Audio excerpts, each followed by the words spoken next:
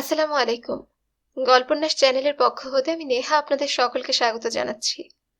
আমাদের আজকের নিবেদন হুমায়ুন আহমেদ রচিত উপন্যাস তিথির নীল তোয়ালে। আজ দ্বিতীয় পর্ব। জাফর সাহেবের ঘরে এয়ার কুলার সারাবার মিস্ত্রি এসেছে। গোটা ভাদ্র মাস এয়ার কুলার বন্ধ ছিল। দেন দরবার করেও মিস্ত্রি পাওয়া গেল না। এখন শীত পড়ে গেছে, বিকেলে অফিস থেকে বাড়ি ফেরার পথে রীতিমতো ঠান্ডা লাগে, আর এখন কিনা এসেছে এয়ার কুলার ঠিক করতে। তার ইচ্ছা করছে মিস্ত্রি দুজনকেই ঘাড় ধরে বাথরুমে ঢুকিয়ে দিয়ে বাইরে থেকে তালাবদ্ধ করে রাখতে। বাথরুমের শাওয়ারটা খুলে দিতে পারলে ভালো হতো, সারাক্ষণ শাওয়ারের পানিতে ভিজুক। সব ইচ্ছা পূর্ণ হবার নয়।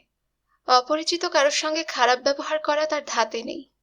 খারাপ ব্যবহার শুধুমাত্র প্রিয় এবং পরিচিত জনদের সঙ্গেই করা যায়। তিনি মিস্ত্রি দুজনের দিকে তাকিয়ে বিরক্ত গলায় বললেন, চা খাবেন? দুজন একসঙ্গে বলল, খামো স্যার। এদের আসার পর থেকে জাফর সাহেব দেখছেন এদের মতের মিল হচ্ছে না। একজন একরকম বলছে তো অন্যজন আরেক রকম বলছে।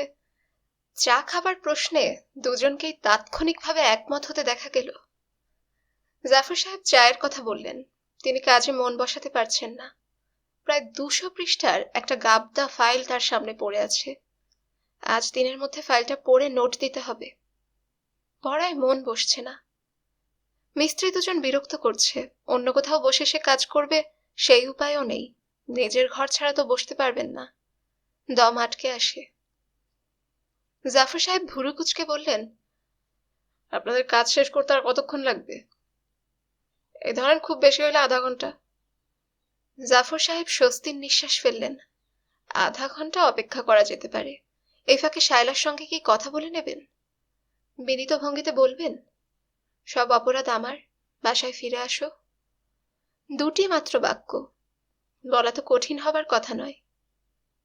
সব অপরাধ আমার, এই বাক্যটা বলাটাই সমস্যা। তিনি জানেন সব অপরাধ তার না। এটা বলা মিথ্যা বলা হবে। মিথ্যা বলা মানে আত্মার ক্ষয়। জন্মের সময় মানুষ বিশাল এক আত্মা নিয়ে পৃথিবীতে আসে। মিথ্যা বলতে যখন শুরু করে তখন আত্মা ক্ষয় হতে থাকে। বৃদ্ধ বয়সে দেখা যায় আত্মার পুরোটাই ক্ষয় হয়ে গেছে। জাফর সাহেব 17 বছর বয়সের পর থেকে আত্মার ক্ষয় রোধ করার চেষ্টা চালাচ্ছেন। মানুষের সব চেষ্টা সফল হয় না, এটিও হচ্ছে না। পদে পদে বাধাগ্রস্ত হচ্ছেন। শায়লার সঙ্গে প্রায় মিথ্যা বলতে হচ্ছে। এই যে তিনি বললেন, সব অপরাধ আমার, এতে আত্মার অনেকটা ক্ষয় হবে। জাফর সাহেব টেলিফোনের ডায়াল ঘোরালেন। তার মেজ মেয়ে ইরা ধরল। হাসি খুশি গলা। বাড়ি ছেড়ে এই যে এতদিন বাইরে আছে, তার তো কোনো রকম ছাপ মেয়ের গলায় নেই। হ্যালো বাবা, কেমন আছো? ভালো। তুমি কি অফিস থেকে টেলিফোন করছো? হুম। বাবা শোনো, আমরা সিলেট বেড়াতে যাচ্ছি, ছোট মামার চা বাগানে। কবে যাবি? আজ রাতের ট্রেনে, সুরমা মেইল। মামা বলছিল গাড়ি করে যেতে, বাই রোড। মা রাজি হলো না। ও আচ্ছা। বাবা শোনো, তুমি কি আমাদের সামনের মাসের হাত খরচের টাকাটা অ্যাডভান্স দিতে পারবে? একদম খালি হাতে সিলেট যাচ্ছি তো, ভালো লাগছে না। কদিন থাকবি? কদিন থাকবো বলতে পারছি না, মা যতদিন থাকতে চায় ততদিন। বাবা, তুমি হাত খরচের টাকা দেবে কি দেবে না তা তো বললে না। পাঠিয়ে দেবো। থ্যাঙ্কস। তোর মা কি আছে? আছে। কথা বলবে? হুম। ধরো তুমি, ডেকে দিচ্ছি। তবে মা তোমার সঙ্গে কথা বলবে কিনা তা তো জানি না। মনে হয় বলবে না, যা রেগে আছে। তুই ডেকে দে। আচ্ছা। জাফর সাহেব টেলিফোন হাতে বসে আছেন। তিনি লক্ষ্য করলেন মিস্ত্রি দুজন কাজ ফেলে হা করে তার দিকে তাকিয়ে আছে, টেলিফোনের কথা শুনছে। এই দুটার মাথা কামিয়ে দিলে কেমন হয়? শায়লার গম্ভীর গলা পাওয়া গেল। হ্যালো। জাফর সাহেব বললেন, কেমন আছো? আমি কেমন আছি সেটা দিয়ে তোমার কি দরকার? কি বলতে যাচ্ছ বলো। সিলেট নাকি যাচ্ছ? কেন, কোনো অসুবিধা আছে? স্বামীর অনুমতি ছাড়া নড়তে পারবো না? অনুমতির কথা তো আসছে না, যেতে যাচ্ছ যাবে। শায়লা গম্ভীর গলায় বললেন, রাখি। শোনো শায়লা, হ্যালো। আমি অনেক ভেবে টেবে দেখলাম, অপরাধটা আসলে আমার। অর্থাৎ আমি বলতে চাচ্ছি, সংসার চলার পথে খট করে শব্দ হলো। শায়লা টেলিফোন নামিয়ে রাখলেন। জাফর সাহেবের দিকে মিস্ত্রি দুজন এখনো তাকিয়ে আছে। তিনি এমন ভাব করলেন যেন টেলিফোনে খুব আনন্দজনক সংবাদ পেয়েছেন। তিনি হাসি মুখে বললেন, আপনার কাজ কত দূর? কাজ বন্ধ স্যার। বন্ধ কেন? পার্টস নাই। পার্টস নাই তাহলে শুধু শুধু বসে আছেন কেন? স্যার চলে যাব? অবশ্যই চলে যাবেন। 1 থেকে 5 গোনার আগেই যাবেন। 1 2 3 4। মেশিনটা জায়গায় ফিট করে থুইয়া যাই। নো, এক্ষুনি বিদায় হতে হবে, রাইট নাও। জাফর সাহেব বুঝতে পারছেন না তার রাগ বিপদ সীমা অতিক্রম করতে যাচ্ছে। এক্ষুনি ভয়াবহ কিছু হবে। এদের ওপর রাগ করাটা অর্থহীন। স্ত্রীর ওপর রাগ তিনি এদের ওপর ঝাড়তে পারেন না। এমন এক বিপজ্জনক মুহূর্তে নুরুজ্জামান দরজা ঠেলে মাথা বের করে বলল, স্যার আসি? জাফর সাহেব থমথমে গলায় বললেন, কি ব্যাপার? কোনো ব্যাপার না স্যার, আপনার অফিসের ঠিকানা ছিল, ভাবলাম দেখা করে যাই। মৌচাক মার্কেটে যাচ্ছিলাম। আমার সঙ্গে কি কোনো দরকার আছে? জি না স্যার। তাহলে এলে কেন? নুরুজ্জামান ভয়ে ভয়ে বলল, মন্ত্রী সাহেবের বিয়ের সঙ্গে কথা হয়েছে, উনি আবার নেত্রকোনায় বিবাহ করছেন। উনি নেত্রকোনায় বিবাহ করছেন তাতে কি হয়েছে? যোগাযোগের একটা সুবিধা হয়ে গেল। জাফর সাহেব হতভম্ব হয়ে তাকিয়ে রইলেন। এতটা নির্বোধ একটা মানুষ হতে পারে তা তার ধারণাই নেই। চতুষ্পদরা এর চেয়ে কিছু বেশি বুদ্ধি ধরে। নুরুজ্জামান বেশ স্বাভাবিক ভঙ্গিতে সামনের চেয়ারে বসেছে। জাফর সাহেব যে রেগে আগুন হচ্ছেন তাও তার মাথায় ঢুকছে না। নুরুজ্জামান উৎসাহের সঙ্গে বলল, পিএ সাহেবের বাসায় একদিন চলে যাব, একটা ব্যবস্থা তখনই হবে। হুট করে একজন অপরিচিত মানুষের বাসায় উঠে যাবে? হুট করে যাব না, টেলিফোন করব আগে। টেলিফোন নাম্বার নিয়ে এসেছি। জাফর সাহেব লক্ষ্য করলেন নুরুজ্জামান টেলিফোন সেটটার দিকে তাকাচ্ছে। মনে হচ্ছে এখান থেকে টেলিফোন করবে এই মতলবেই এসেছে। এই যদি মতলব হয় তাহলে তাকে খুব নির্বোধ বলা যাবে না। জাতে মাতাল হলেও তাহলে ঠিক আছে। স্যার একটা টেলিফোন করব। কাকে করবে? পিএ সাহেবের স্ত্রীকে? জি না, আমাদের দেশের একজন মানুষ আছে, রামপুরায় বাসা। উনি আমাকে একটা সুযোগ করে দিবেন বলেছিলেন। কিসের সুযোগ? বাঁশি বাজাবার সুযোগ। টিভিতে বাঁশি বাজাবো। তুমি বাঁশি বাজাতে জানো? পাতার বাঁশি স্যার, 2টা পাতা ভাঁজ করে ঠোঁটের ভেতরে দিয়ে। নুরুজ্জামান। জি স্যার। আমি এখন অত্যন্ত জরুরি কাজ করছি, আমার মন মেজাজও ভালো নেই, তুমি যাও। জি আচ্ছা স্যার। জাফর সাহেব লক্ষ্য করলেন নুরুজ্জামান তার কথায় দুঃখিতও হলো না, অপমানিতও বোধ করল না। হাসি মুখে উঠে দাঁড়ালো, সহজ গলায় বলল, স্যার বাসায় ফিরবেন কখন? কেন? বাসায় ফেরার সময়টা জানা থাকলে এখানে চলে আসতাম, তারপর আপনার সঙ্গে একসঙ্গে গাড়িতে যেতাম। গাড়িতে চড়ার মজাই অন্যরকম। আমি 5টার সময় বাসায় যাব। জি আচ্ছা স্যার, আমি চলে আসবো। জাফর সাহেবের মাথা দপদপ করছে। জ্বর এসে গেছে কিনা কে জানে, বমি বমি ভাব হচ্ছে। অতিরিক্ত মেজাজ খারাপ হলে তার এমন বমি বমি ভাব হয়। নুরুজ্জামান বলল, স্যার যাই, আসসালামু আলাইকুম। ওয়ালাইকুম সালাম। জাফর সাহেব ফাইল সামনে নিয়ে স্তব্ধ হয়ে বসে রইলেন। মেজাজ এতই খারাপ যে ফাইলের দিকেও তাকাতে পারছেন না, অথচ পুরো ফাইল আজ দিনের মধ্যেই দেখে দিতে হবে। ঝাঝা রোদে নুরুজ্জামান হাঁটছে, এমন ভাবে হাঁটছে যেন এই শহরটা তার খুবই পরিচিত। তার প্রচন্ড খিদে পেয়েছে, দুপুরে এখনো কিছু খাওয়া হয়নি। এক হোটেলে খেতে বসেছিল, দাম শুনে বুক ধড়ফড় শুরু করলো। 1 পিস মাছ 20 টাকা, ভাত ফুল প্লেট 5 টাকা, পরের হাফ 2 টাকা, ডাল 1 বাটি 5 টাকা, একবেলা খেতেই 32 টাকা। অসম্ভব ব্যাপার। কাজে 1 কাপ চা খেয়ে সে বের হয়ে এসেছে। চায়ের দামও নিল 2 টাকা। টাকাটা একেবারে পানিতে পড়ে গেল, এতটুকু কাপে 1 কাপ চা, তার দাম 2 টাকা। পাগলের দেশ নাকি? টেলিফোন করতে গিয়েও 5 টাকা নষ্ট হলো। ফার্মেসি থেকে টেলিফোন করেছিল, এরা কল প্রতি 3 টাকা নেয়। 5 টাকার একটা নোট দিল, তারা নোটটা রেখে দিয়ে বলল, ভাঙতি নাই, আরেক সময় এসে আরেকটা টেলিফোন করে যাবেন, এখন যান, বিরক্ত করবেন না। নুরুজ্জামান একবার ভাবলো, বলে, টাকাটা দিন, আমি ভাঙতি করে দেই। শেষ পর্যন্ত বলল না। এই লোকের মুখ দেখে মনে হচ্ছে বললেও লাভ হবে না। নুরুজ্জামান এখন যাচ্ছে মৌচাকের দিকে। ভর দুপুরে কারোর বাসায় উপস্থিত হওয়া ঠিক না, কিন্তু খবর পাওয়া গেছে যে কামরুদ্দিন সাহেব বাসায় খেতে যান। তাকে ধরার এইটাই উৎকৃষ্ট সময়। নুরুজ্জামান 2টা আনারস কিনল। এই সময় আনারস পাওয়ার কথা না। ঢাকা শহরের ব্যাপার ট্যাপার সব অদ্ভুত। আনারস পাওয়া যাচ্ছে। বাচ্চা কাচ্চার বাসা, খালি হাতে যাওয়া ঠিক না। কামরুদ্দিন সাহেব বাসাতেই ছিলেন। দুপুরের খাওয়া শেষ করে পান মুখে দিয়েছেন। তার দুপুরে কিছুক্ষণ ঘুমানোর অভ্যাস। এই সময় দরজা খুলতে হলো। নুরুজ্জামান হাসি মুখে বলল, স্যার চিনতে পারছেন? আমি নুরুজ্জামান। কামরুদ্দিন বললেন, কি ব্যাপার? বলেছিলেন ঢাকা এলে যেন দেখা করি। এখন তো একটু ব্যস্ত আছি। তাহলে স্যার পরে আসি। আচ্ছা আসুন, পরে আসুন।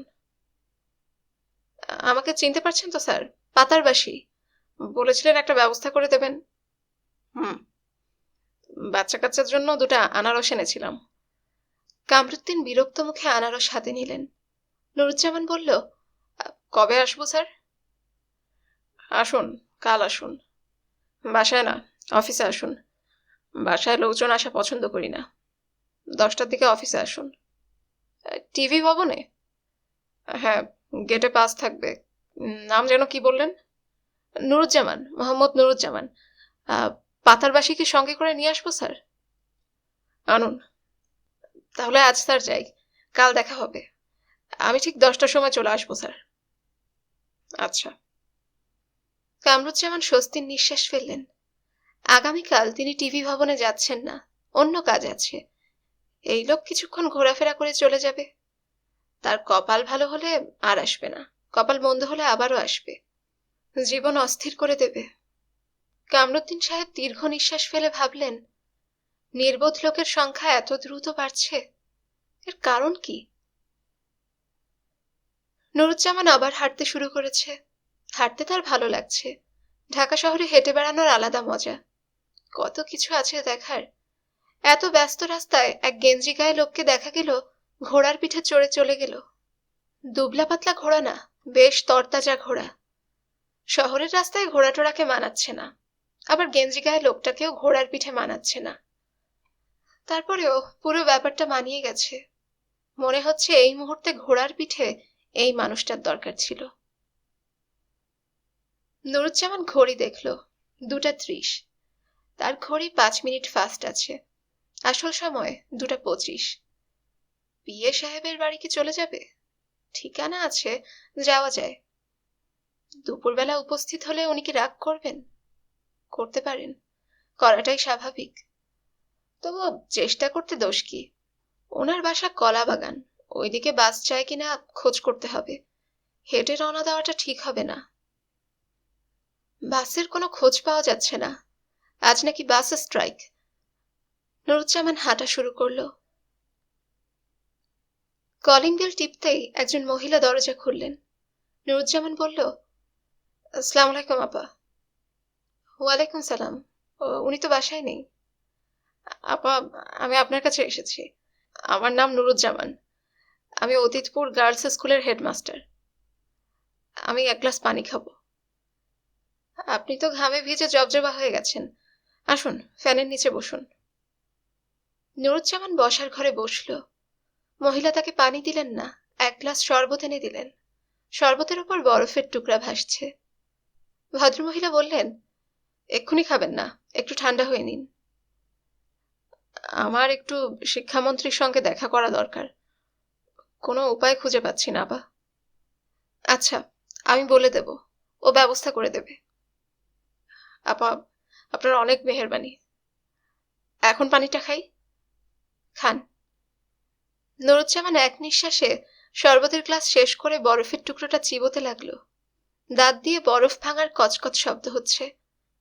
ভদ্রমহিলা বললেন, আরেক গ্লাস এনে দি। জি আচ্ছা।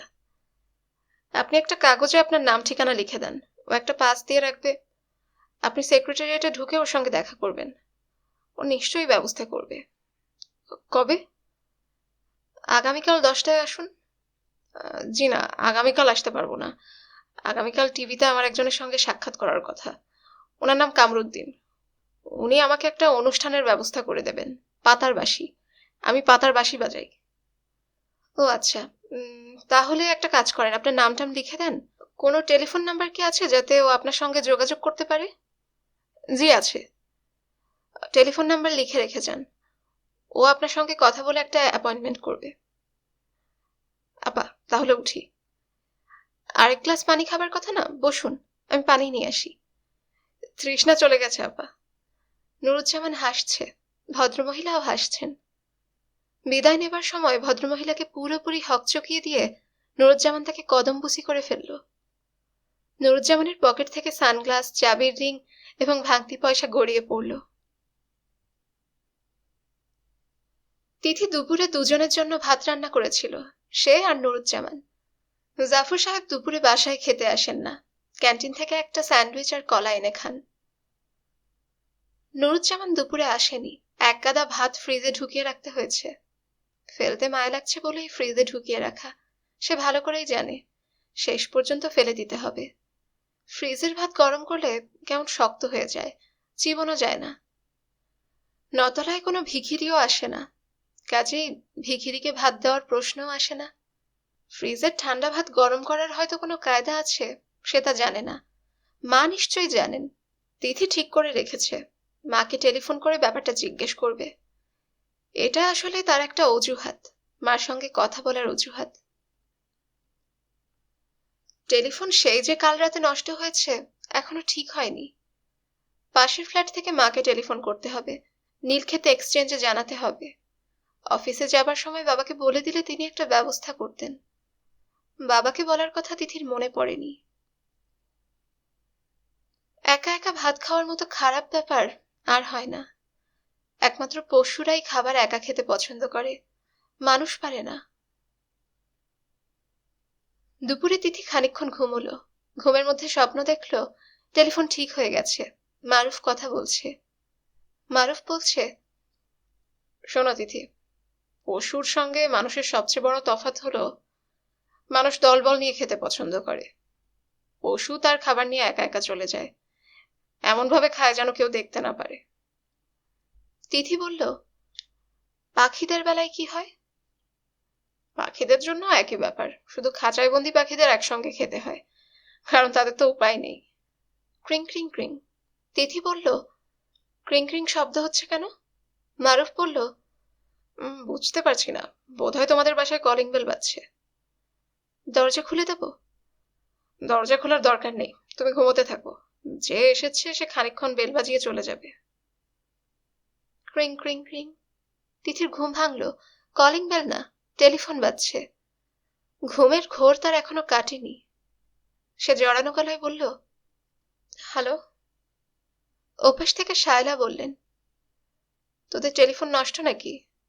সকাল থেকে টেলিফোন করছি, লাইন পাচ্ছি না। টেলিফোন নষ্ট ছিল মা, এখন ঠিক হয়েছে। তুমি কেমন আছো? ভালো। শোন, আমরা সিলেট যাচ্ছি। কবে? আজ রাতের ট্রেনে, সুরমা মিল। তোর ছোট মামার চা বাগান দেখে আসি। তুই যাবি? অবশ্যই যাব। তাহলে কাপড় চোপড় গুছিয়ে এখনই চলে আয়, আমি 1 ঘন্টা পরে গাড়ি পাঠিয়ে দেব। আমার ঘরে পরার কয়েকটা শাড়ি সঙ্গে নিয়ে আসিস, আর কাবার্ডের নিচে রাখা স্যান্ডেল জোড়া আনবি। Italian sandal? হ্যাঁ। কদিন থাকবে? ঠিক নেই, 4-5 দিন থাকতে পারি। বাবাকে তাহলে 1 সপ্তাহের ছুটি নিতে বলি। ওর ছুটি নেওয়া নিয়ে কি আছে? বাবা কি সঙ্গে যাচ্ছে না? না। সে কি, তুই মনে হয় আকাশ থেকে পড়লি। বাবা একা একা থাকবে? হ্যাঁ থাকবে, সে কচি খোকা না, তাকে ফিডিং বোতল দিয়ে দুধ খাওয়াতে হয় না। বাবা একা থাকবে আর আমরা দল বেঁধে বেড়াতে যাব? হ্যাঁ। তাহলে মা তোমরা যাও, আমি যাব না। তুই যাবি না? না। এবং মা আমার মনে হয় তুমি বাড়াবাড়ি করছো। আমি বাড়াবাড়ি করছি না, তুই বাড়াবাড়ি করছিস। আমি তোর বাবাকে একটা কঠিন শিক্ষা দিতে চাই, তোর জন্য পারছি না। কঠিন শিক্ষা শুধু বাবার একার হবে কেন, তোমারও তো হওয়া উচিত। কি বললি? রাগ করো না মা, যার যা ইচ্ছা আমাকে বলে যাবে আর আমি রাগ করবো না। মা শোনো, চলো আমরা সিলেট থেকে ঘুরে আসি। অনেকদিন ফ্ল্যাট বাড়িতে থেকে থেকে আমাদের মন টন ছোট হয়ে গেছে, বাইরে ঘুরলে ভালো লাগবে। বাবাও আমাদের সঙ্গে যাক। তুমি তার সঙ্গে কথা বলো না, তাহলেই হবে। তুমি এমন ভাব করবে যেন বাবা একজন অপরিচিত মানুষ। আমার সঙ্গে চাল চালবি না তিথি। আমি কোনো চাল চালছি না মা। আমি তোর বাবাকে এমন শিক্ষা দেবো যে নিজের নাম পর্যন্ত ভুলে যাবে। তার এত বড় সাহস, সে আমার গায়ে হাত তুলে। সে কি, এখন দেখি একেবারে আতকে উঠলি। তোর বাবা এলে জিজ্ঞেস করিস, তারপর তুই তোর বাবার হয়ে ওকালতি করিস, তার আগে না। তিথি চুপ করে রইল। টেলিফোনের ওপাশ থেকে কান্নার শব্দ পাওয়া যাচ্ছে। তিথি কি করবে বুঝতে পারছে না। তিথি নরম করে ডাকলো, মা। কি? ফ্রিজের ঠান্ডা ভাত কি করে গরম করতে হয়? জানি না, চুপ কর। শাইলা টেলিফোন নামিয়ে রাখলেন। 5টা বেজে গেছে, জাফর সাহেবের আসার সময় হয়ে গেছে। বিকেলে নাস্তা দেওয়ার মতো কিচ্ছু নেই। ময়দা আছে, লুচি ভেজে দেওয়া যায়, ঘরে ডিম আছে, ডিমের অমলেট আর লুচি ভাজা। তিথি অনেক খোঁজাখুঁজি করেও লুচি বেলার বেলন পেল না। একটা টিন ভর্তি চিড়া আছে, তার মুখ খুলে দেখা গেল কালো কালো পোকা পড়ে গেছে। তিথির অস্থির লাগছে। বাবা ক্ষুধার্ত হয়ে অফিস থেকে ফিরবেন, হাত মুখ ধুয়েই কিছু খাবার জন্য ব্যস্ত হয়ে পড়েন। তাকে দেওয়ার মতো কিছুই নেই। তিথি চায়ের পানি চড়ালো। জাফর সাহেব এলেন 5:30টার দিকে। নুরুজ্জামান তার সঙ্গেই এসেছে। সে ঠিক 5টায় অফিসে গিয়ে উপস্থিত। নুরুজ্জামান আরো 2টা আনারস কিনেছে। দোকানদার বলে দিয়েছে, মধুর মতো মিষ্টি না হইলে আমার 2 গালে 2 চড় দিবেন। এদের কথা বিশ্বাস করা ঠিক না, তবু সে কিনে ফেলেছে। তিথি বলল, আমি আনারস খাই না, বাবাও খান না, আপনি শুধু শুধু এনেছেন। নুরুজ্জামান বিব্রত মুখে বলল, আনারস ভালো একটা ফল। তিথি বলল, মোটেই ভালো ফল না, এর সারা গা ভর্তি চোখ। আনারসের দিকে তাকালে মনে হয় সেও হাজার হাজার চোখ মেলে আমাকে দেখছে। এই আনারস আপনাকেই খেতে হবে। জি আচ্ছা। আনারস কি করে কাটতে হয় তাও জানি না, আপনাকেই কাটতে হবে। একটা বটি দিন। রান্নাঘরে চলে যান, খুঁজে বের করুন। এই বাড়ির কোথায় কি আছে আমি জানি না। নুরুজ্জামান বটির খোঁজে রান্নাঘরে চলে গেল। তিথি চা নিয়ে গেল বাবার কাছে। অফিস থেকে ফিরে জাফর সাহেব সাধারণত হাত মুখ ধুয়ে বারান্দায় বসে থাকেন। মাগরিবের আজানের পরে ওঠেন, তার আগে না। সারাদিন এই এক ওয়াক্তের নামাজই পড়েন তিনি। আজ তিনি শোবার ঘরে হাত পা এলিয়ে শুয়ে আছেন। তিথিকে দেখেই বললেন, চা খাবো না রে মা। চা খাবে না কেন, শরীর খারাপ? জ্বর জ্বর লাগছে। ক্লান্ত হয়ে আছো এই জন্য জ্বর জ্বর লাগছে। ডিমটা খাও, বেশি করে কাঁচা মরিচ দিয়ে অমলেট করে এনেছি। অমলেট খেয়ে চা খাও, দেখবে ভালো লাগবে। জাফর সাহেব উঠে বসলেন। ডিম নিলেন না, চায়ের কাপটা নিলেন। তিথি। জি বাবা। তোর মা বোধহয় আজ রাতে সিলেট যাচ্ছে বেড়াতে, তুইও যা, ঘুরে আয়। আমার এখানে অসুবিধা হবে না, হোটেল থেকে খাবার আনিয়ে খেয়ে নেব। আমার এখানে জরুরি কাজ আছে, আমি যেতে পারবো না। আমি চাই কি চাই না সেটা বড় কথা না, বড় কথা হলো তোমাদের ঝগড়াটা মিটমাট হওয়া দরকার। আমার অসহ্য লাগছে। জাফর সাহেব কিছু বললেন না। তিথি চেয়ার টেনে বাবার সামনে বসলো। মনে হচ্ছে সে ঝগড়া করবে। বাবা। হুম। তুমি ভয়ঙ্কর একটা অন্যায় করেছ, তুমি মার গায়ে হাত তুলেছ। আমি তো কল্পনাও করতে পারিনি যে তুমি এমন একটা কাজ করতে পারো। তুমি মাকে চড় দাওনি, হুম, কি করে এমন একটা কাজ করলে? জাফর সাহেব বিড়বিড় করে বললেন, রেগে গিয়েছিলাম। রেগে গেলে মানুষের মাথা ঠিক থাকে না, মানুষ পশুর মতো আচরণ করে। এত রেগেই বা গেলে কেন? সে আমাকে গালাগালি করতে করতে তোর দাদাকে গালি দেওয়া শুরু করলো। বলল, তুমি যেমন গাধা, তোমার বাবাও গাধা। চট করে মাথায় রক্ত উঠে গেল। দাদাকে গাধা বললেই তো আর উনি গাধা হয়ে যাননি। তা জাননি, তবু বাবাকে গালাগালিটা সহ্য হলো না। আমাকে যদি কেউ গাধা বলে তোর কি ভালো লাগবে? না, লাগবে না, কিন্তু আমি তার জন্য মারামারি শুরু করব না। এক একজন মানুষ এক এক রকম মা, কারো রাগ বেশি কারো কম। চা খাওয়া হয়েছে? হুম। এখন ডিমটা খাও। ডিম খাবো না। খাও বলছি। আমি কষ্ট করে ভাজলাম আর তুমি খাবে না? এই দেখো, ডিমটা ভাজতে গিয়ে আমার হাত পড়ে গেছে, গরম তেল ছিটকে এসে পড়লো। জাফর সাহেব ডিমের প্লেট হাতে নিলেন। নুরুজ্জামান তার ঘরে গামলা ভর্তি আনারস নিয়ে বসে আছে। দোকানদার মিথ্যা বলেনি, মধুর মতোই মিষ্টি। দুপুরে খাওয়া না হওয়ায় তার খিদে লেগেছে প্রচন্ড। সে দ্রুত গতিতে আনারস খেয়ে চলেছে। নুরুজ্জামানের মনে হলো, এমন মিষ্টি আনারস সে এই জীবনে খায়নি, মনে হয় বাকি জীবনেও খাবে না। দরজায় টোকা পড়েছে। নুরুজ্জামান বলল, কে? তিথি বলল, আমি। আসবো? জি, আসুন। তিথি ঘরে ঢুকতে ঢুকতে বলল, গামলা ভর্তি আনারস নিয়ে বসেছেন বলে মনে হচ্ছে। নুরুজ্জামান লজ্জিত মুখে বলল, আনারসটা খুব মিষ্টি। একসঙ্গে এতটা খেতে পারবেন?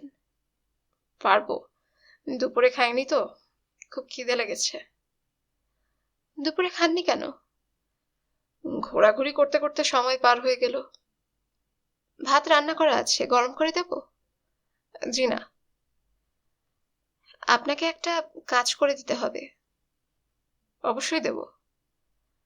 একটা ঠিকানা দিয়ে দিচ্ছি, সেখানে আমার মা আছে। মাকে কিছু জিনিস পৌঁছে দিতে হবে। পারবেন না? এক্ষুনি দিয়ে আসছি। এক্ষুনি দিতে হবে না, আপনি আপনার আনারস শেষ করুন। জি আচ্ছা। চা খাবেন? চা করে দেব? জি না, ফল খাবার পরে পানি জাতীয় কিছু খেতে নেই। খনার বচন আছে, ফল খেয়ে পানি খায়, যম বলে আয় আয়। যম আয় আয় বললে পানি না খাওয়াই ভালো। তিথি ভাত বসিয়েছে, চেয়ার এনে বসে আছে চুলার পাশে। ভাত রান্নার জন্য ঘরে একটা রাইস কুকার আছে। তিথি সেই রাইস কুকারের ব্যবহার জানে না। জানলে এত সমস্যা হতো না। তার কাছে মনে হচ্ছে এই পৃথিবীতে সবচেয়ে জটিল কাজ হচ্ছে ভাত রান্না। ভাত কখন নরম হবে, কখন শক্ত হবে, কিছুই বলা যায় না। এবার মা এলে তার কাছ থেকে খুব ভালো করে কয়েকটা জিনিস শিখে নিতে হবে। ভাত রান্না এবং তরকারির রং সুন্দর করার কৌশল। তরকারি যা রান্না হচ্ছে খেতে খারাপ হচ্ছে না, কিন্তু দেখাচ্ছে কুৎসিত। মাটি মাটি ধরনের হলুদ রং, টাইফয়েড রোগীর পথ্য। জাফর সাহেব রান্নাঘরে উকি দিলেন। মেয়েকে রান্নাঘরের চেয়ারে চুপচাপ বসে থাকতে দেখে খুব অবাক হলেন। বিস্মিত হয়ে বললেন, হয়েছে কি তোর? এরকম চুপচাপ বসে আছিস কেন? ভাত রাঁধছি। ভাত রাঁধলে চুলার পাশে এরকম গালে হাত দিয়ে বসে থাকতে হয়? অন্যের হয় না, আমার হয়। ভাত রান্নার সময় যে কটা সূরা আমার জানা আছে সব কটা আমি পড়ে ফেলি। সূরা পড়ে ভাত রাঁধতে হবে না, চুলা বন্ধ কর। রাতে আমরা খাবো না? চল যাই, কোন একটা চাইনিজ হোটেল থেকে খেয়ে আসি। আর নুরুজ্জামান সাহেব, উনি? ওর জন্য খাবার নিয়ে আসবো। রোজ রোজ তো আর চাইনিজ খাওয়া যাবে না। একটা কিছু ব্যবস্থা হবে। তুই উঠে আয়, কাপড় পর। তিথি উঠে এলো। জাফর সাহেব বললেন, ভালো করে সাজগোজ কর তো। তিথি বিস্মিত হয়ে বলল, কেন? এমনি, সাজলে তোকে কেমন দেখায় দেখি। দোকান যদি খোলা থাকে তোকে একটা সুন্দর দেখে শাড়ি কিনে দেব।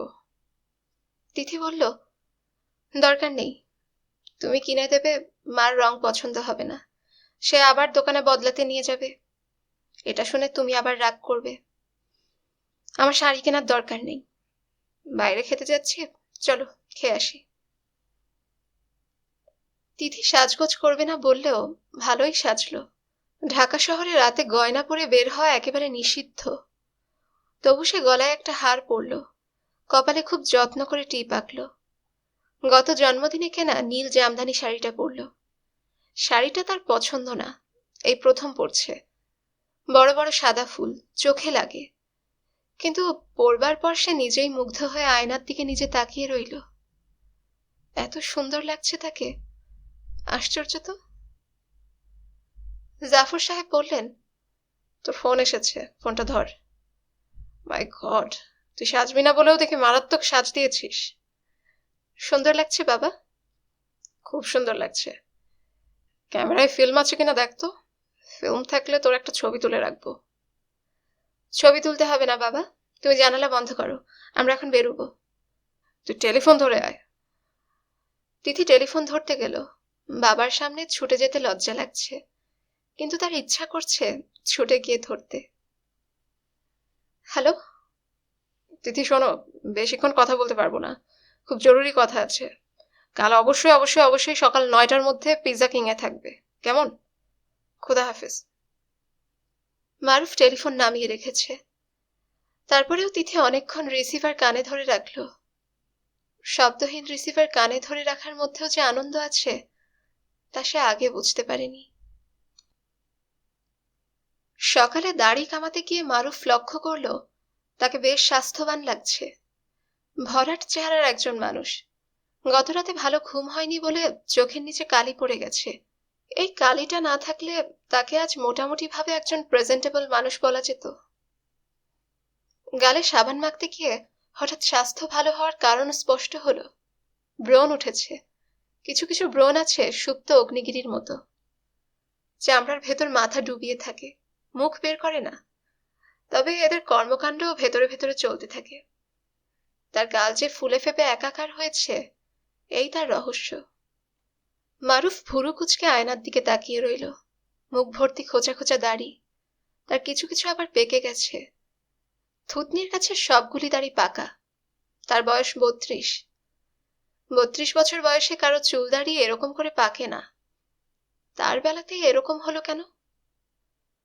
প্রকৃতি নানানভাবে তাকে প্রতারিত করছে, নয়তো তার মতো একটি ছেলেকে 4 বছর প্রাইভেট টিউশনি করে চলা লাগে। ডিসপোজেবল শেভিং রেজারটা পুরনো, সব জিনিস কিনতে মনে থাকে, রেজার কিনতে মনে থাকে না। রেজারের কথা মনে পড়ে সকালবেলা।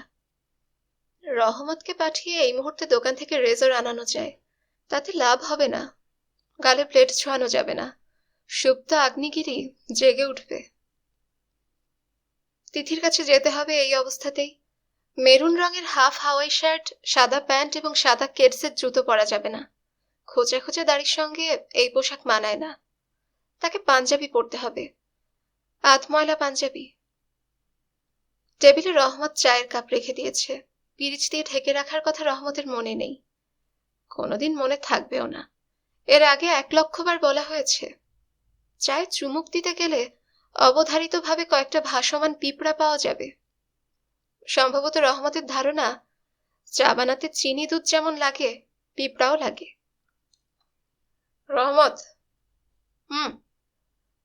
চা আর 1 কাপ বানিয়ে আনো, আর পাঞ্জাবি ইস্ত্রি করে আনো।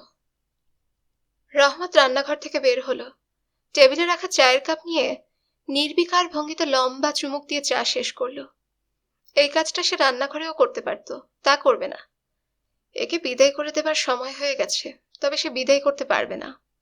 রহমত তার কর্মচারী না, এটা মিজানের ভাড়া বাসা।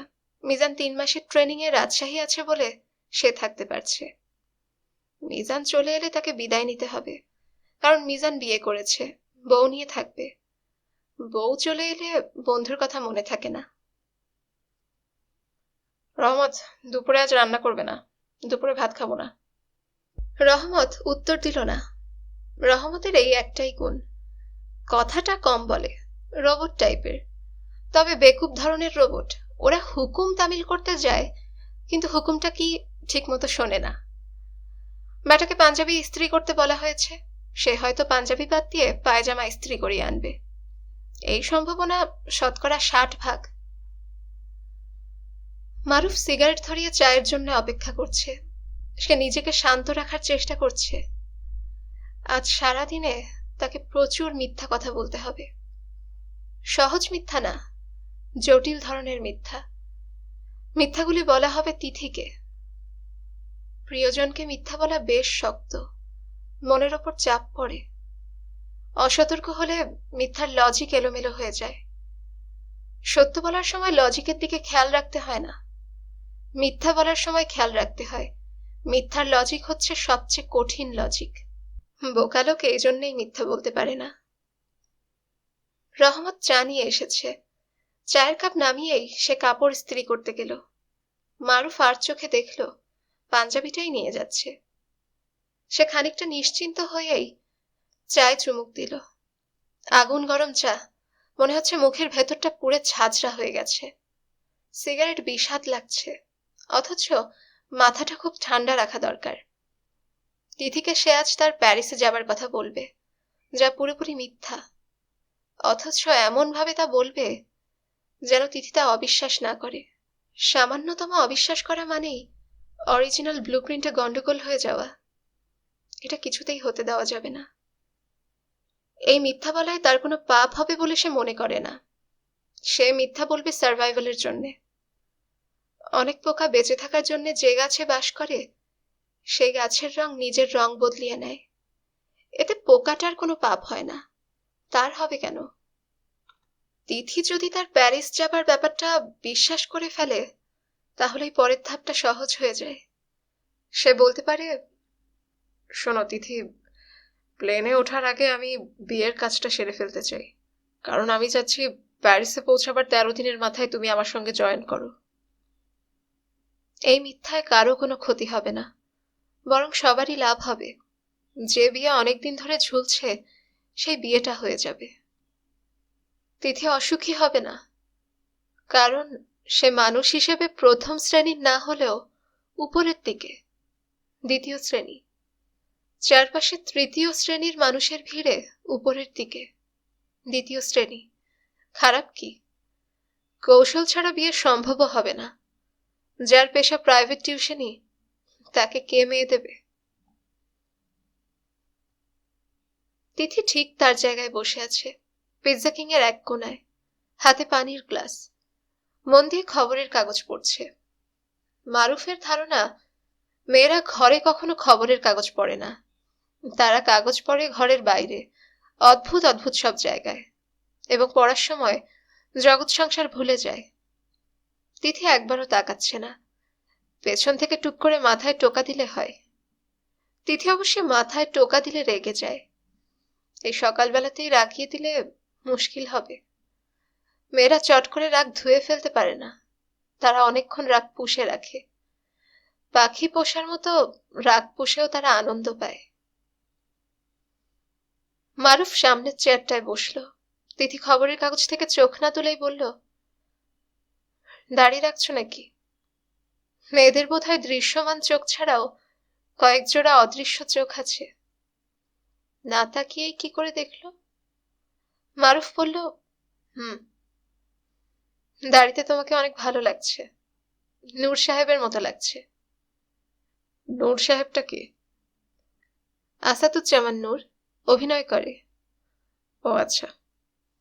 তিথি খবরের কাগজ ভাঁজ করতে করতে বলল, তোমার জরুরি কথাটা চট করে বলে ফেলো, আমাকে উঠতে হবে। মারুফের মেজাজ খারাপ হয়ে গেল। সে শুকনো গলায় বলল, উঠতে হলে ওঠো, জরুরি কথা আরেকদিন বলা যাবে। রেগে গেলে নাকি? না, রাগিনি। মুখ গম্ভীর করে রেখেছ কেন? আমার মুখটাই গম্ভীর টাইপের। খুব হাসি খুশি অবস্থাতেও আমাকে দেখলে মনে হবে কয়েক রাত ঘুম হচ্ছে না। ডিসপেপসিয়ায় ভুগছি এবং আমার পিঠে কার্বাঙ্কল হয়েছে। পিঠে কি হয়েছে? কার্বাঙ্কল? সেটা কি? মারুফ কফি দিতে বলল। পিৎজা কিং এর ছেলেটাকে পাঠালো 1 প্যাকেট সিগারেট আনতে। তিথি হাসি মুখে বলল, তোমার জরুরি কথাটা কি আমাকে বলে ফেলো তো। থাক। থাকবে কেন? বলো। মারুফ হাই তুলতে তুলতে বলল, আমি একটু বাইরে যাচ্ছি। এটাই তোমার জরুরি কথা? হুম। বাইরে কোথায়? চাঁদপুর না কুমিল্লা? কফির কাপ দিয়ে গেছে, সিগারেট আনেনি। আগে সিগারেট না ধরিয়ে চা বা কফির কাপে চুমুক দিতে কুৎসিত লাগে। হঠাৎ মুখটা মিষ্টি হয়ে যায়। মারুফ বিমর্ষ ভঙ্গিতে কফিতে চুমুক দিতে দিতে বলল, ব্রিসবেন যাচ্ছি। সেটা কোথায়? ফ্রান্সের একটা ছোট শহর। বলো কি, কবে? 18 তারিখ, শেষ রাতের ফ্লাইট। 3টা কি 3:30টায়। কোন মাসের 18 তারিখ? এই মাসের? হ্যাঁ। কি সর্বনাশ! আর তো মোটে 10 দিন আছে। 10 দিন না, 9 দিন। আজকের দিনটা বাদ দাও। তিথির নিজেকে সামলে নিতে সময় লাগছে।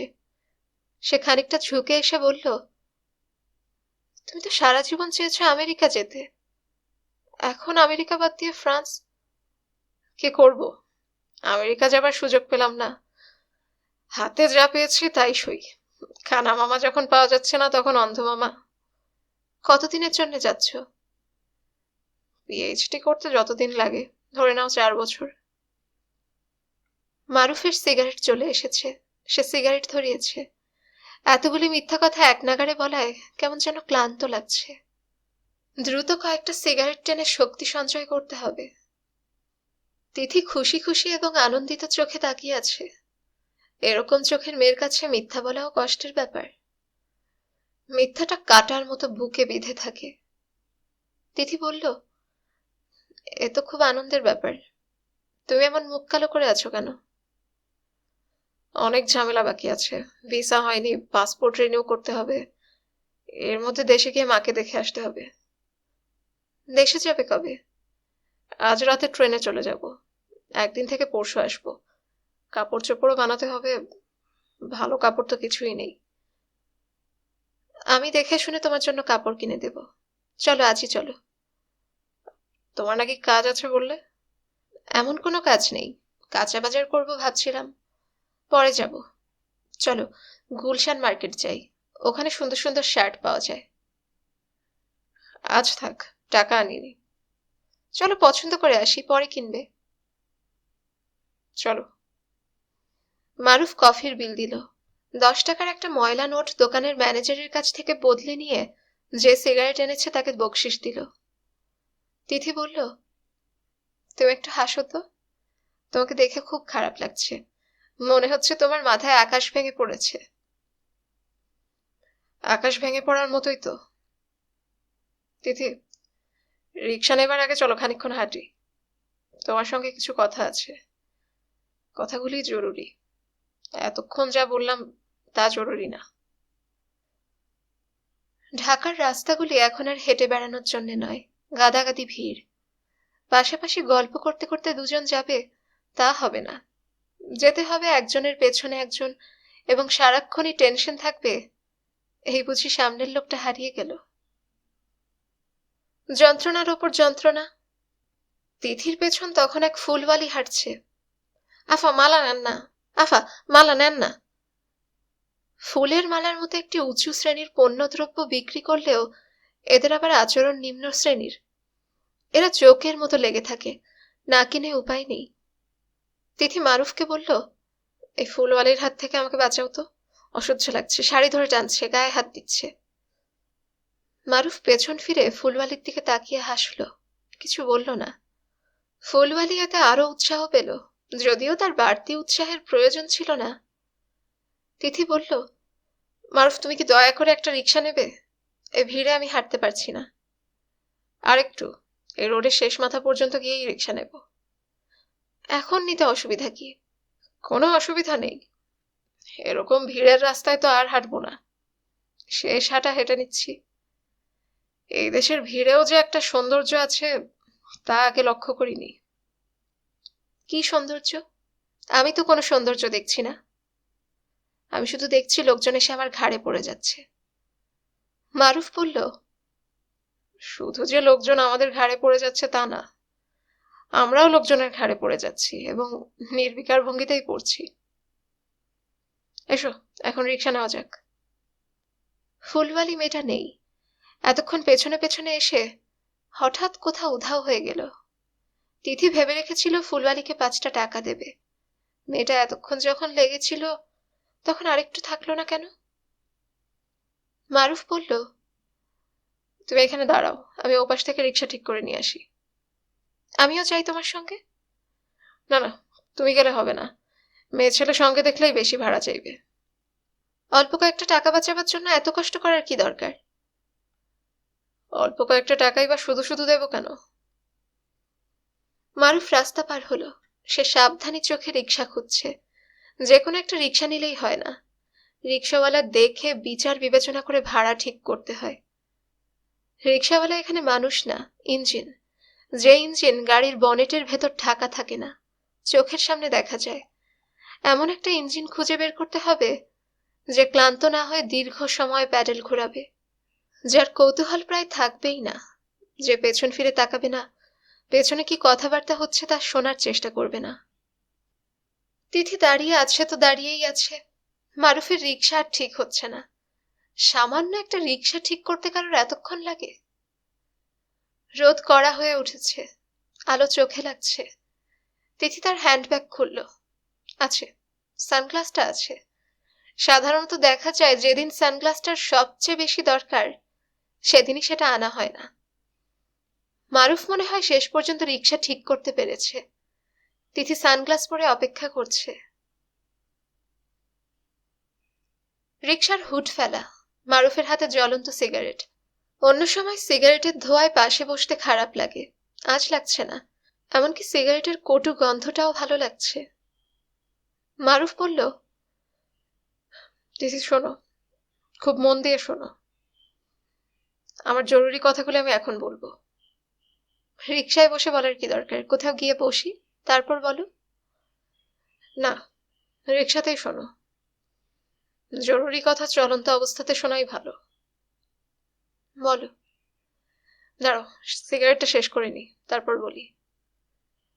তিথি লক্ষ্য করলো মারুফকে কেমন যেন চিন্তিত লাগছে। জরুরি কথা সে কি বলবে তা তিথি আজ করতে পারছে। এই কথার জন্য তাকে চিন্তিত হতে হবে কেন? তিথি শোনো। শুনছি। আমার হাতে সময় খুব অল্প। রিক্সাতেও বেশি সময় তোমার সঙ্গে থাকতে পারবো না, আবার দেশেও বেশি দিন নেই। বুঝতে পারছো? পারছি। যে স্কলারশিপ নিয়ে যাচ্ছি সেটাও গরিবী ধরনের স্কলারশিপ। টাকা জমিয়ে যে একবার দেশে আসবো সে উপায়ও নেই। কাজেই দেশ ছেড়ে বাইরে থাকবো প্রায় 4-4 বছর। এই সময়টা আমার জন্য অল্প সময় নয়, অনেকখানি সময়। তা তো বটেই। আমি চাই যে যাবার আগে বিয়ে করে তারপর যাব, যাতে আমার স্ত্রী আমি যাবার 3-4 মাসের মধ্যে আমার সঙ্গে জয়েন করতে পারে। আইডিয়া ভালো। সবচেয়ে ভালো হয় সে যদি একসঙ্গে তোমার সঙ্গে যেতে পারতো। সেটা অবশ্যই ভালো হতো, কিন্তু প্রথম কথা হচ্ছে এই মুহূর্তে আমার কাছে একটা বাড়তি টিকিট কেনার টাকা নেই, কারণ আমার নিজের টিকিটই আমার নিজের কিনতে হচ্ছে। ওরা টিকিট কেনার টাকা দিচ্ছে না? না, পৌঁছার পর ওরা টিকিটের টাকাটা রিএম্বার্স করবে, তার আগে না।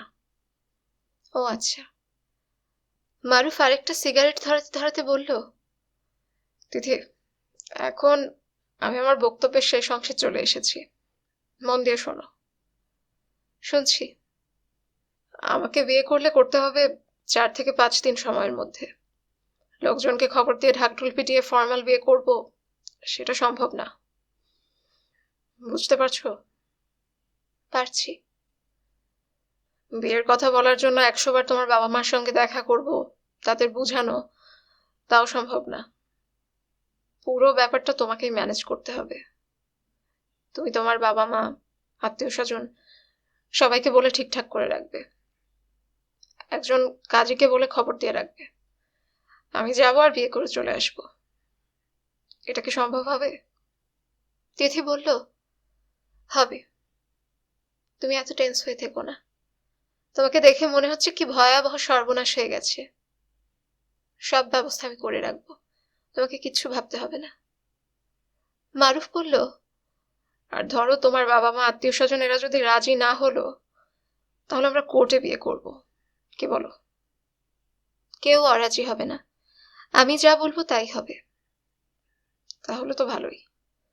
তিথি বলল, ও কি, তুমি আবার সিগারেট ধরালে যে? টেনশন টেনশন, তুমি বুঝবে না। কোনো টেনশন না, তুমি হাসি মুখে বসো তো। মারুফ হাসি মুখে থাকার চেষ্টা করছে, পারছে না। তার আজ আজিজ সাহেবের অফিসে ঠিক 11টার সময় যাবার কথা। আজিজ সাহেবের 2 ছেলেকে সে পড়ায়, পড়ানোর ফাঁকে ফাঁকে ছোটখাটো কাজ করে দিতে হয়, এতে বাড়তি কিছু আয় হয়। অন্য সবার মতো আজিজ সাহেবও তাকে পছন্দ করেন এবং বিশ্বাস করেন। মারুফ তাকে বলেছে তার খোঁজে একটা ভালো নীলা পাথর আছে, দাম অনেক, কিন্তু সে সস্তায় বেচে দেবে, কারণ চোরাই মাল। 10,000 টাকা হলেই ছেড়ে দেবে, আসলে বাজারে এর দাম 30 থেকে 40,000। আজিজ সাহেব সেই পাথর দেখতে চেয়েছেন। মারুফ আজ 11টার সময় তাকে পাথর দেখাবে। মজার ব্যাপার হলো, মারুফ পাথরের ব্যাপারে কিছুই জানে না। একজন নীলা বিক্রি করতে চায়, এটা তার তৈরি গল্প। আজিজ সাহেবের পাথরের প্রতি আগ্রহ দেখে গল্পটা বলেছিল। আগ্রহ যে এত বাড়াবাড়ি ধরনের তা বুঝতে পারেনি, বুঝতে পারলে ফট করে এই গল্প করতো না। অবশ্যই পাথরের গল্পের একটা ভালো দিক এখন দেখা যাচ্ছে। আজিজ সাহেব যদি এখন 10,000 টাকা দিতে রাজি থাকেন, তাহলে বিয়ের খরচটা উঠে যাবে। এই মুহূর্তে মারুফ আজিজ সাহেবের ব্যাপারটা নিয়েই ভাবছেন। কি ধরনের কথাবার্তা হতে পারে তার একটা রিহার্সাল সে মনে মনে করছে।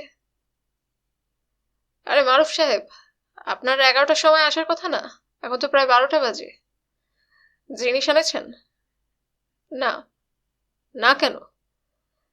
বেটা এখন হাতছাড়া করতে চাচ্ছে না, টালবাহানা করছে, বলছে বেচবে না। মনে হয় অন্য কোনো পার্টি পেয়েছে। আপনি জিজ্ঞেস করেননি দিতে চাচ্ছে না কেন? জিজ্ঞেস করেছিলাম, কিছু বলে না। মারুফ সাহেব, আপনি একটা কাজ করুন, 15,000 টাকা নিয়ে যান, জিনিস নিয়ে আসুন। একটা ভালো নীলার আমার অনেক দিনের শখ। বাদ দিন, সামান্য একটা পাথর 15,000 টাকা, টাকা কি এত সস্তা? পাথর সামান্য না, নীলা, ডেঞ্জারাস পাথর। 10,000-এ কেন দিতে রাজি হচ্ছিল সেটাই বুঝছি না। আপনি একটা কাজ করুন, 20,000 টাকা নিয়ে যান, দেখুন কততে আনতে পারেন। তিথি বলল, আচ্ছা তখন থেকে তুমি চুপ করে আছো কেন, কি ভাবছো? কিছু না। কটা বাজে দেখো তো? 10টা। আর 1 ঘন্টা তোমার সঙ্গে থাকবো, 11টার সময় আমার একটা জায়গায় যেতে হবে। মারুফকে এখন বেশ খুশি খুশি দেখাচ্ছে, সে শীষ দেবার চেষ্টা করছে। তিথি বলল, শীষ দিও না তো, একজন তরুণীকে পাশে বসিয়ে শীষ দিতে দিতে যাওয়া খুব খারাপ। মারুফ শীষ দেওয়া বন্ধ করল না। শেষ হলো আমাদের আজকের পর্ব। আপনাদের যদি আমার গল্প পাঠ ভালো লাগে, তাহলে অবশ্যই গল্পনাশ চ্যানেলটিকে সাবস্ক্রাইব করে আমাদের সঙ্গে থাকবেন। ধন্যবাদ সবাইকে।